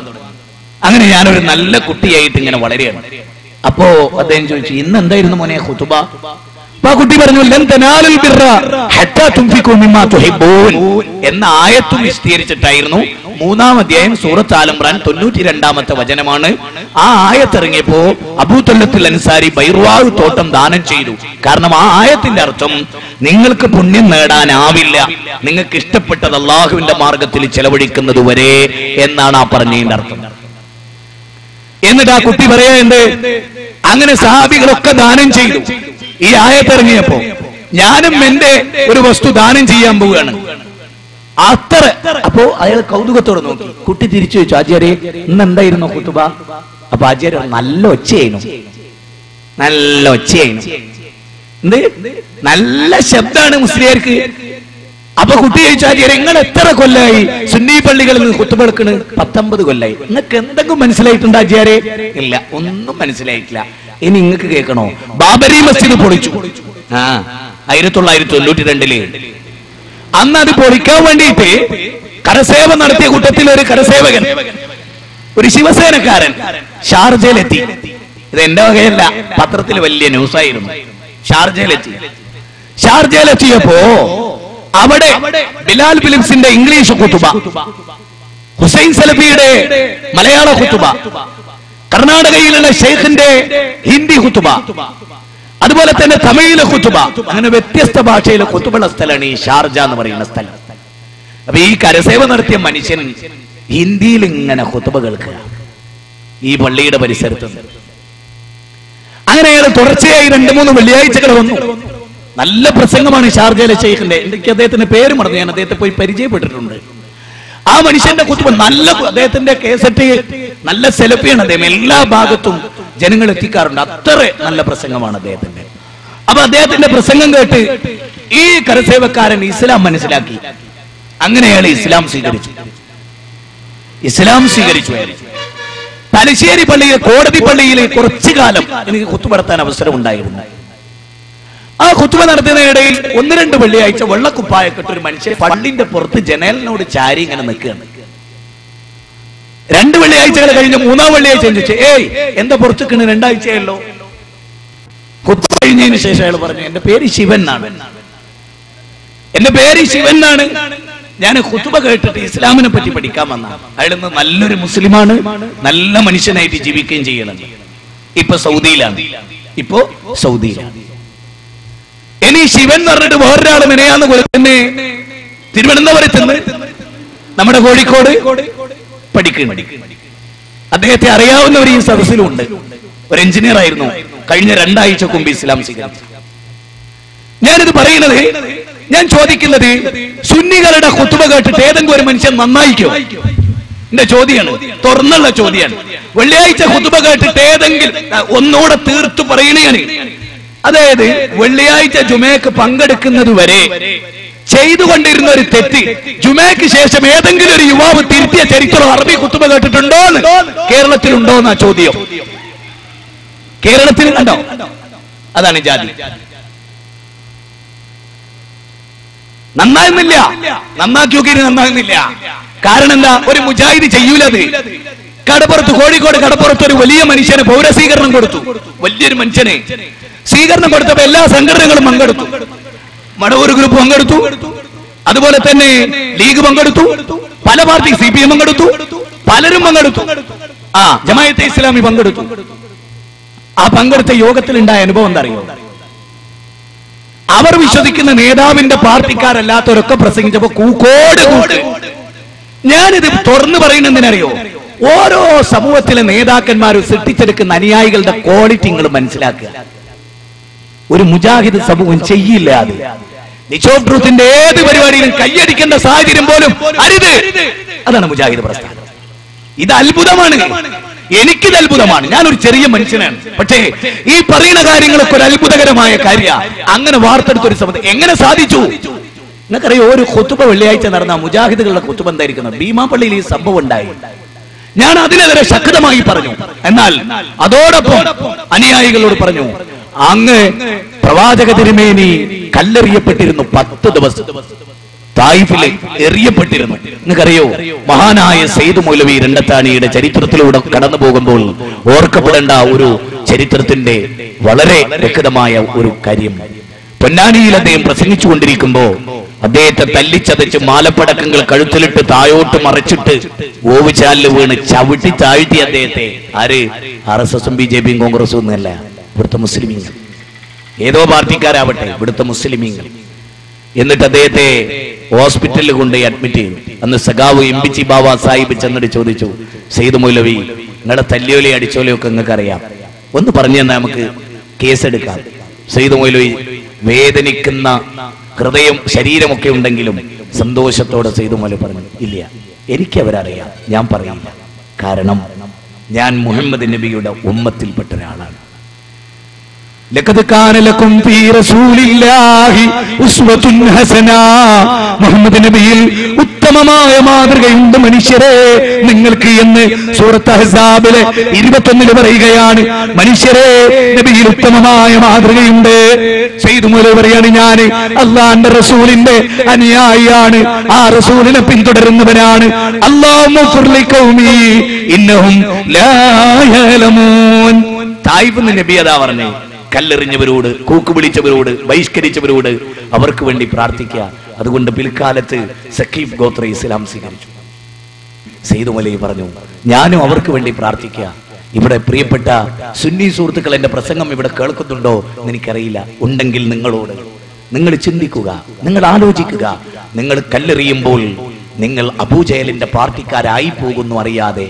കാരണം കല്ലെറിഞ്ഞവർ അബൂജഹലിന്റെ പാർട്ടിക്കാരാണ്, കൂക്ക് വിളിച്ചവർ അബൂജഹലിന്റെ പാർട്ടിക്കാരാണ്. നിങ്ങൾക്കറിയില്ലേ, അബൂജഹലും കൂട്ടരും പറഞ്ഞതായി ഖുർആനിലെ 41-ാം അധ്യായം 26 പറയാ, ബഹളുണ്ടാക്കിക്കോളി, കൂക്കിക്കോളി. ഖുർആൻ ഓർക്കുമ്പോ ലാ തസ്മഊ ലിഹാദൽ ഖുർആൻ, ഖുർആൻ ഓതിക്കേട്ട കൂക്കിക്കോളി ബഹളണ്ടായിക്കോളി. അത് അബൂജഹലും കൂട്ടരും പറഞ്ഞതാ. ഇനി നിങ്ങൾ ആലോചിച്ച് നോക്ക്, ആ ചര്യ ഇക്കാലത്ത് ഒരു കൂട്ടർ പ്രാവർത്തിയാക്കിയ അതിന്റെ അർത്ഥം എന്താ? എന്താ അതിന്റെ അർത്ഥം? ഓലാരെ മില്ലത്തില? അബൂജഹലിന്റെ മില്ലത്തില്. കൂക്ക് കേട്ടവരോ നബിയുടെ മില്ലത്തില്. ഇത് മനസ്സിലാക്കാൻ സക്കാഫി പട്ടം കെട്ടണോ? അതുകൊണ്ട് എനിക്ക് നിങ്ങളെ വഷളാക്കരുത്, നിങ്ങളെ വഷളാക്കരുത്. നിങ്ങൾ കൂക്കുന്നതിന് ഞങ്ങൾക്ക് പ്രശ്നമൊന്നുമില്ല. കൂക്ക് കേട്ട് വളർന്ന പ്രസ്ഥാനം അത്. കൂക്കിയരും കഴിഞ്ഞ ദിവസം ഞാൻ പറഞ്ഞില്ല, ആദിക്കാട്ട് കുളങ്ങരയിൽ മുസ്ലിയാർ പറഞ്ഞു എനിക്ക് മൈക്കിലൂടെ പറയണോ. ഞാൻ പറഞ്ഞോളൂ. അയാൾക്ക് മൈക്ക് അങ്ങോട്ട് കൊടുത്തേൻ.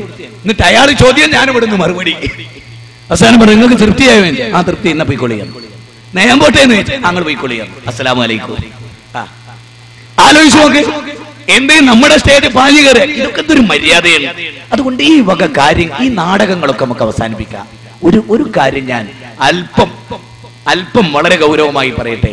കേരളത്തിലെ എല്ലാ പ്രദേശത്തും മുജാഹിദുകൾ പ്രസംഗിക്കുമ്പോ സുന്നിയിൽപ്പെട്ട ഒരൊറ്റ കുട്ടിയും കൂക്കുകയോ ബഹളമുണ്ടാക്കുകയോ ആക്രമിക്കുകയോ ചെയ്യരുത് എന്ന് കാന്തപുരം ഉസ്താദ് ഒരു പ്രസ്താവന പുറപ്പെടുവിച്ചാൽ, ഞാൻ പറയുന്നത് അള്ള തൗഫീഖ് ചെയ്ത 5 കൊല്ലം കൊണ്ട് കേരള മുജാഹിദുകളുടെ കയ്യിൽ നിൽക്കും. തിരിച്ച് ഞങ്ങൾ പറയങ്ങളോട്, ഞങ്ങളുടെ മുജാഹിദ് സെന്ററിൽ വന്ന് പ്രസംഗിച്ചോളി, ഞങ്ങൾ എതിർക്കൂല. പക്ഷെ ഞങ്ങൾ നിങ്ങളെ സെന്ററിൽ വന്ന് പ്രസംഗിക്കും, നിങ്ങൾ കേട്ടാ മതി, ഞങ്ങളും കേൾക്കാം. അങ്ങനെ ഒരു കോംപ്രമൈസിന് തയ്യാറായാൽ പിന്നെ വല്ലാതൊന്നും സഖാഫിമാര് പുറത്തിറങ്ങൂല.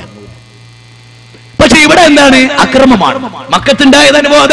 അതുകൊണ്ടാ മക്കത്ത് അംഗസംഖ്യ വർദ്ധിക്കാതിരുന്നത്. ഹുദൈബിയ സന്ധി നിലവിൽ വന്നപ്പോ ഒറ്റ കൊല്ലം കൊണ്ട് 7000 ആള് വർദ്ധിച്ച്. കാരണം എന്താ? ആർക്കും വയലേറി, ആരും എതിർക്കൂലെന്നായി. അതാണ് ഇന്ത്യൻ ജനാധിപത്യം, ഇന്ത്യൻ ഭരണഘടന, Indian constitution, the preamble of constitution.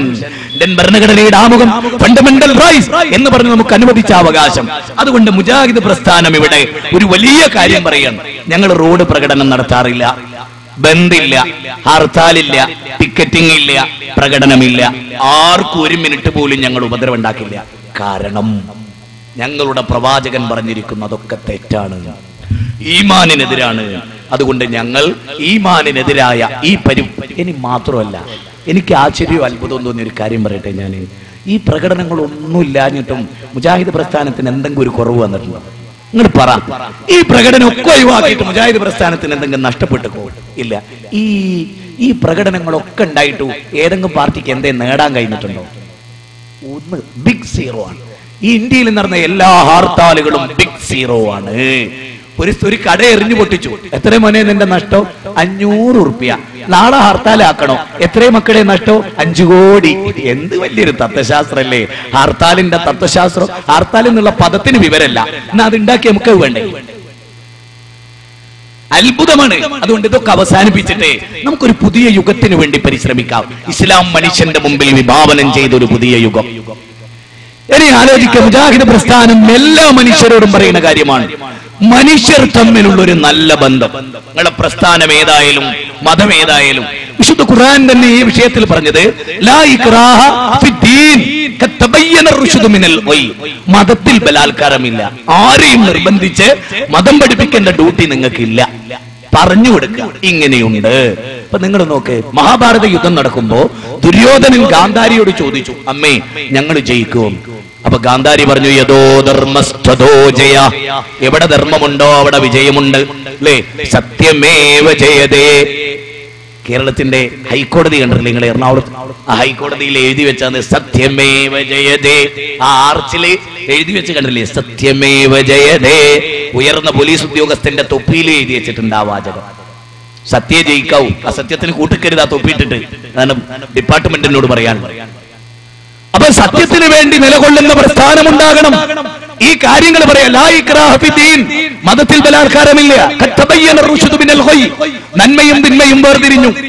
സൂറത്ത് ബഖറ 2-ാം അധ്യായം 256-ാമത്തെ വചനമാണ്. സത്യം അല്ലാഹുവിൽ നിന്നുള്ളതാണ്. ഇഷ്ടമുള്ളവർക്ക് വിശ്വസിക്കാം, ഇഷ്ടമുള്ളവർക്ക് അവിശ്വസിക്കുകയുമാകാം.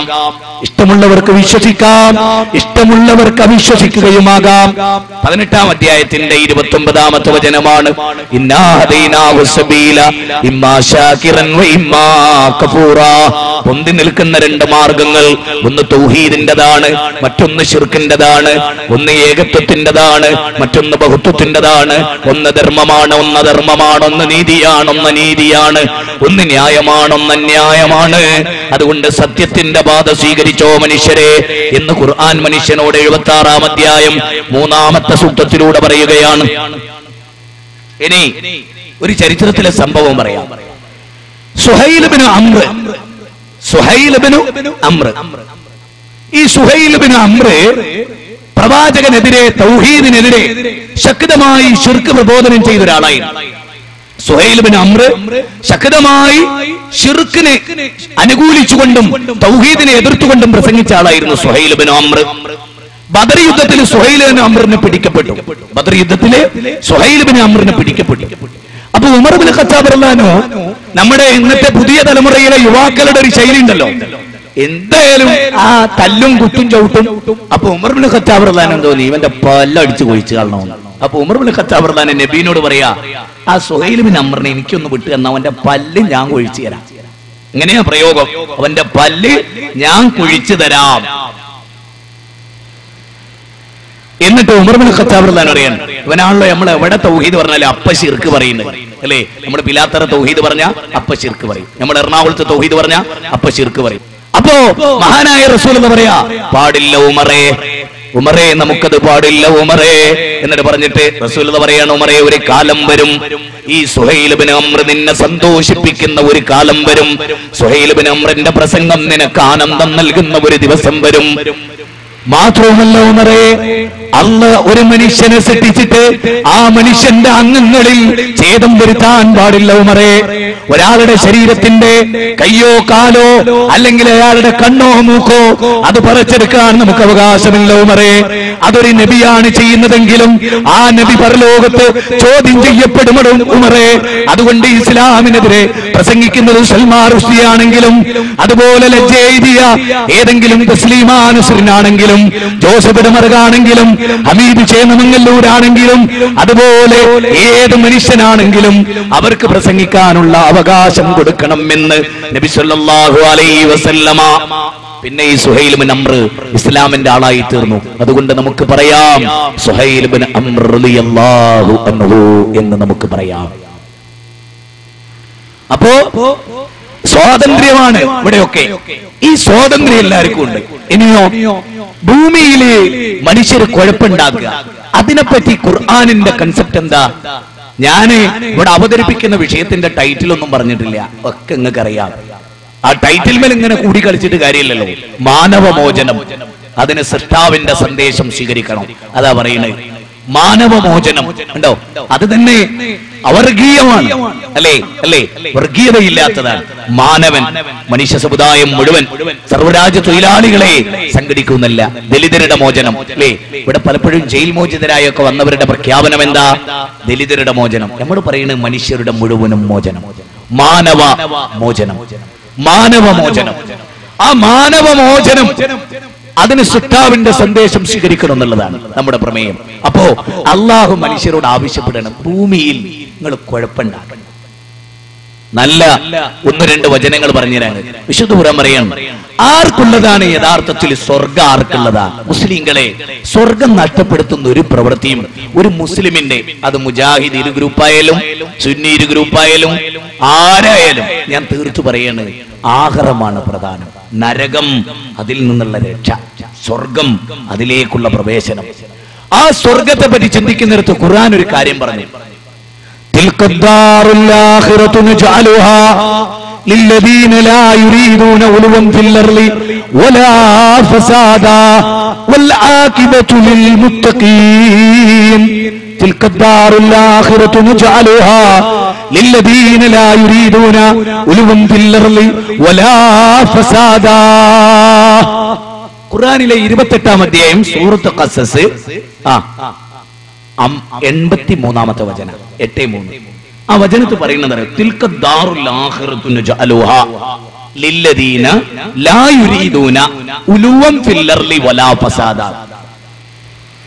ഭൂമുഖത്ത് ഔന്നിത്യം നടിക്കാത്ത അഥവാ സ്വച്ഛാധിപരമായ ഒരു ചിന്തയിലേക്കോ താൻപോരിമയിലേക്കോ അഹങ്കാരത്തിന്റെ ഗിരിശൃംഗങ്ങളിൽ കയറി നിൽക്കാത്തവരും അതുപോലെ ഭൂമുഖത്ത് കുഴപ്പങ്ങൾ ഉണ്ടാക്കാത്തവരും ആരോ അവർക്കുള്ളതാണ് സ്വർഗം. വല്ലാഖിബത്തുൽ മുത്തഖീൻ, പര്യവസാനം സൂക്ഷ്മത പുലർത്തുന്ന ആളുകൾക്കാണ്. 5 പേരെ കൊന്നാൽ 9 പേരെ കൊന്നാൽ തിരിച്ചു കൊന്നാൽ സ്വസ്ഥത ഉണ്ടാവില്ല. ഒരുത്തനെ കൊന്ന് വേറൊരുത്തനെ കൊന്ന ആ നാട്ടിൽ കലാപവും സ്വസ്ഥതക്കേടും ഉണ്ടാകുമെങ്കിൽ അതിൽ നിന്ന് തൽക്കാലം വിട്ടുനിൽക്കാനാണ് ഇസ്ലാം മനുഷ്യരോട് പറഞ്ഞത്. എന്തെല്ലാം നഷ്ടങ്ങളാ മുസ്ലിം സമൂഹത്തിനുണ്ടായത്. മാറാട്, പൂന്നാട് ഞാൻ 2 തവണ പോയി. ഇവിടുത്തെ കലാപത്തിന് ശേഷം 2 തവണ, ഒരിക്കലും പാതി വെച്ച് പോരേണ്ടി വന്നു. ഞാൻ ചോദിക്കുന്നത്, എന്ത് നേടി ഈ സമുദായം? കലാപങ്ങളെ കൊണ്ടും ദുരന്തങ്ങളെ കൊണ്ടും എന്ത് നേടി ഈ സമുദായം? എന്താ നേടിയത്? ആരാധനാലയങ്ങളില്ലാത്തത് കൊണ്ടാണോ? ദേവാലയങ്ങളില്ലാത്തത് കൊണ്ടാണോ മനുഷ്യർ നന്നാവാത്തത്? ഇതെല്ലാം അധികമുള്ള ഒരു കാലഘട്ടമല്ലേ ഇത്? എന്നിട്ടും എന്തുകൊണ്ടാ മനുഷ്യർ ധർമ്മത്തിലായി പോയത്?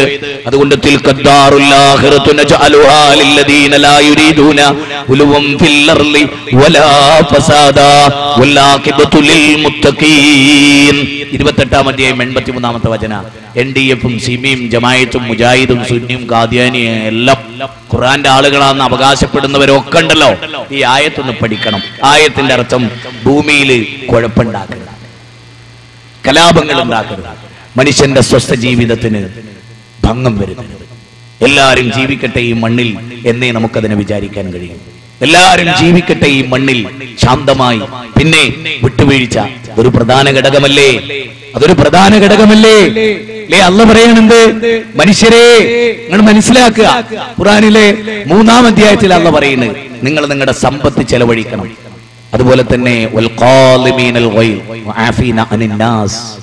കോപം വരുമ്പോൾ നിങ്ങൾ ഒതുക്കി വെക്കണം. ജനങ്ങൾക്ക് നിങ്ങൾ മാപ്പ് കൊടുക്കണം. കണ്ടോ, ഖുർആൻ സൂറത്തു ആൽ ഇംറാനിൽ 3-ാം അധ്യായം 140-ാമത്തെ വചനത്തിൽ പറയാണ്, എന്ത്? ജനങ്ങളോട് മാപ്പ് കൊടുക്കണം. നിങ്ങള് ആ മാപ്പ് കൊടുക്കുക. ഒരാളിപ്പോ കൊന്നു, സാരല്ല, പോട്ടെ എന്ന് കരുതുക. അയാൾ ഇനി തിരിച്ചു വരില്ല. അങ്ങനെ ഒരു കൊലപാതകം ഇനി ഇല്ലാതിരിക്കാൻ ആവശ്യമായ നടപടികൾ എടുക്കാമെന്നല്ലാതെ വേറൊരാളെ കൊന്നുകൊണ്ട് കൂടുതൽ കാലുഷ്യത്തിലേക്ക് അന്തരീക്ഷത്തെ കൊണ്ടുപോകല്ല. അങ്ങനെയല്ല, വിട്ടുവീഴ്ചക്ക് തയ്യാറാവുക എന്നാണ് ഖുർആൻ പറയുന്നത്. ഇനി ഖുർആനിലെ മറ്റൊരു വചനം 7-ാം അധ്യായം സൂറത്ത് അറാഫ് 56-ാം അധ്യായം ഇവിടെ പറയുന്നെന്തറിയോ? വലാ തുഫ്സിദൂ ഫിൽ അർളി ബഅദ ഇസ്ലാഹിഹാ വലാ തുഫ്സിദൂ ഫിൽ അർളി. ആ ആയത്ത് പറയുന്ന ഒരു പ്രത്യേക പശ്ചാത്തലം തന്നെ എന്തറിയോ? ഉദൂ റബ്ബകും തളർറുഅൻ വഖുഫിയാ ഇന്നഹു ലാ യുഹിബ്ബുൽ മുഅ്തദീൻ. എന്നിട്ട് ആയത്ത് പറയുന്നെന്താ? വലാ തുഫ്സിദൂ ഫിൽ അർളി ബഅദ ഇസ്ലാഹിഹാ. ആ ആയത്ത് സുന്നിയും മുജാഹിദും വേർതിരിക്കുന്നതാണ്, മറ്റ് പലതിനെയും വേർതിരിക്കുന്ന ആയത്താ. അതിന്റെ വ്യാഖ്യാന കുറിപ്പുകൾ പരിശോധിച്ചാൽ കാണാം, മുഫസ്സിരീങ്ങൾ പറയുന്നത് പ്രവാചകന്മാർ വന്നിട്ട് അള്ളാഹിനോട് മാത്രം പ്രാർത്ഥിക്കണം എന്ന് പറഞ്ഞിട്ടൊരു മെസ്സേജ് പഠിപ്പിച്ചു പോയിട്ട് ആ ഭൂമി അള്ളാഹുവിന്റെ റസൂൽ പ്രവാചകന്മാർ ശുദ്ധീകരിച്ചു, ഫസാദിൽ നിന്ന് രക്ഷപ്പെടുത്തി. ആ ഭൂമിയിൽ പിന്നെ വന്നിട്ട് അല്ലാത്തവരോട് പ്രാർത്ഥിക്കാം എന്ന് നിങ്ങൾ പറയരുത് എന്നും കൂടി ആ ആയത്തിന് അർത്ഥമുണ്ട്. അങ്ങനെ വിചാരിക്കുമ്പോ പിലാത്തറയിൽ നമ്മൾ അള്ളാഹിനോട് മാത്രം പ്രാർത്ഥിക്കണം എന്ന് പറയും, അല്ലാത്തവരോട് പ്രാർത്ഥിക്കാന്ന് പറഞ്ഞു വേറൊരു കൂട്ടര്. നമ്മുടെ കുറ്റിപ്പുറത്ത് നിന്നാൽ ഓല അവിടെ വരും. ഇനി ചങ്ങരംകുളത്ത് നിന്നാൽ ഒലിപ്പടെ ബുക്ക് ചെയ്ത് വെച്ചിട്ടുണ്ടാവും സമ്മേളനം കഴിയുമ്പോഴേക്ക് ഓൽക്ക് ശിർക്ക് പറയാൻ. അപ്പൊ വലാ തുഫ്സിദൂ ഫിൽ അർളി ബഅദ ഇസ്ലാഹിഹാ എന്നിട്ട് അള്ളാഹ് പറയുന്നത് എന്തറിയോ? പിന്നെ തുടർന്ന് പറയുന്നത്, നിങ്ങൾ അള്ളാഹിനോട് പ്രത്യാശയോടും ഭയപ്പാടോടും കൂടി വീണ്ടും പ്രാർത്ഥിക്കുന്ന പറയുന്നത്. അള്ളാഹിനോട് പ്രാർത്ഥിക്കുന്നു ഖുർആൻ പറയാ. അപ്പോ ഭൂമിയിൽ കുഴപ്പമുണ്ടാക്കണം. 2 3-ാമത്തെ വചനം കേട്ടോളൂ. അല്ലാഹ് പറയാ, അംനജഅലുൽ ലദീന ആമനൂ വഅമിലുസ് സ്വാലിഹാതി കൽ മുഫ്സിദീന ഫിൽ അർളി അംനജഅലുൽ മുത്തഖീന കൽ ഫുജ്ജാർ. 38-ാം അധ്യായം 28-ാമത്തെ വചന. അല്ലാഹ് ചോദിക്കുകയാണ്, അല്ലാഹുവിൽ അചഞ്ചലമായി വിശ്വസിക്കുകയും സുഹൃതങ്ങൾ മാത്രം ചെയ്യുകയും ചെയ്ത നല്ല മനുഷ്യരെയും ഭൂമിയിൽ കുഴപ്പവും തെമ്മാടിത്തത്തിനും നേതൃത്വം കൊടുത്ത ആളുകളെയും അല്ലാഹ് തുല്യമാക്കുമെന്ന് നിങ്ങൾ വിചാരിക്കുന്നുണ്ടോ? വല്ലാത്തൊരു ചോദ്യമാണ് ഖുർആനിന്റെ. അതുകൊണ്ട് ഈ ആയത്ത് പറയുന്ന മുഫ്സിദുകളാവരുത് നമ്മൾ. ഞാന് മുസ്ലിഹാണോ മുഫ്സിദാണോ എന്ന് ഓരോരുത്തരും ആലോചിക്കണം. അതുകൊണ്ട് എനിക്ക് മുസ്ലിങ്ങളിൽ തീവ്രവാദ സംഘടനകളിൽ ചേക്കേറുന്ന പാപം പിടിച്ച യുവാക്കളോട് നിങ്ങൾ എന്തൊരു ദൗത്യമാണ് ചെയ്യുന്നത്, ഇസ്ലാമിന് എന്തൊരു കോട്ടമാണ് നിങ്ങൾ ചെയ്യുന്നത് എന്ന് നിങ്ങൾ ചിന്തിക്കണം. വടിവാളും കത്തിയുമല്ല ഈ കൈകളിൽ, തലോടലുകളാണ് നടക്കേണ്ടത്. സ്വാന്തനമേകേണ്ട കൈകളായത് സ്നേഹത്തിന്റെ, ആർദ്രതയുടെ, അലിവിന്റെ, അനുകമ്പയുടെ, സഹാനുഭൂതിയുടെ, സൗവർത്തിത്വത്തിന്റെ. നിങ്ങൾക്കറിയില്ലേ, ലോകത്തെ ഏറ്റവും കൂടുതൽ മുസ്ലിം ഭൂരിപക്ഷ രാജ്യം ഇന്തോനേഷ്യയാണ്. രണ്ടാം ഭൂരിപക്ഷ രാജ്യം ഇന്ത്യയാണ്. 87% വരുന്ന, അല്ലെങ്കിൽ 82% വരുന്ന ഹൈന്ദവ സമൂഹം ജീവിക്കുന്ന ഈ രാജ്യത്ത് രണ്ടാം ഭൂരിപക്ഷ രാജ്യമായത് എങ്ങനെ? ചിന്തിക്കണം, പഠിക്കണം. ഈ ഭരണഘടന നമുക്ക് നൽകുന്ന സ്വാതന്ത്ര്യമാണ്. അത് മാത്രവുമല്ല, അത്ഭുതം എന്താണെന്നറിയോ? കാസർഗോഡ് ജില്ല മുതൽ, കാസർഗോഡിന്റെ മഞ്ചേശ്വരം മുതൽ ഇങ്ങ് തിരുവനന്തപുരത്തിന്റെ കന്യാകുമാരി വരെ നിങ്ങൾ എന്നൊരു യാത്ര ചെയ്ത് നോക്കൂ. ഏറ്റവും കൂടുതൽ മതം പറയുന്നത് മുസ്ലിങ്ങളായിരിക്കും. ഹൈന്ദവർ സ്റ്റേജ് എത്തി റോട്ടിൽ മതം പറയാറുണ്ടോ? ക്രൈസ്തവർ പറയാറുണ്ടോ? വളരെ വളരെ കുറവ്, വളരെ വളരെ കുറവ്. റോട്ടിൽ മതം പറയുന്ന പ്രസ്ഥാനം അത് മുസ്ലിങ്ങളാ. ഈ സ്വാതന്ത്ര്യം നൽകിയ മണ്ണ്. അതുകൊണ്ട് ഈ നാടിന്റെ സ്വാതന്ത്ര്യത്തെയും ഐക്യത്തെയും ഈ നാടിന്റെ അഖണ്ഡതയെയും അല്ലേ, ഈ കഴിഞ്ഞ ദിവസം പോലും പിന്നെ ഇന്ദിരാഗാന്ധിയുടെയും അതുപോലെ പണ്ഡിറ്റ് ജവഹർലാൽ നെഹ്റുവിന്റെ ശിശുദിനം, അതൊക്കെ അതിനോടനുബന്ധിച്ചൊക്കെ നമ്മൾ ഓർക്കുമ്പോ ചില കാര്യങ്ങൾ ആലോചിക്കണം. ഇന്ത്യൻ പട്ടാളത്തിന്റെ വെടിയേറ്റ് മരിച്ചു വീണ ഒരു ഭരണാധികാരി, ഇന്ത്യ രാജ്യം ഭരിച്ചിരുന്ന ഭരണാധികാരിയാണ് ഇന്ദിരാഗാന്ധി, മഹാത്മാഗാന്ധി, രാജീവ് ഗാന്ധി. ഈ രാജ്യത്തിന്റെ പരമോന്നത പദവിയിൽ നിൽക്കുന്നവരെ ഈ രാജ്യത്തിന്റെ തന്നെ ആളുകൾ വെടിയിട്ട് കൊന്ന്, വെടിവെച്ച് കൊന്ന ചരിത്രമാണ് ഈ രാജ്യത്തിനുള്ളത്.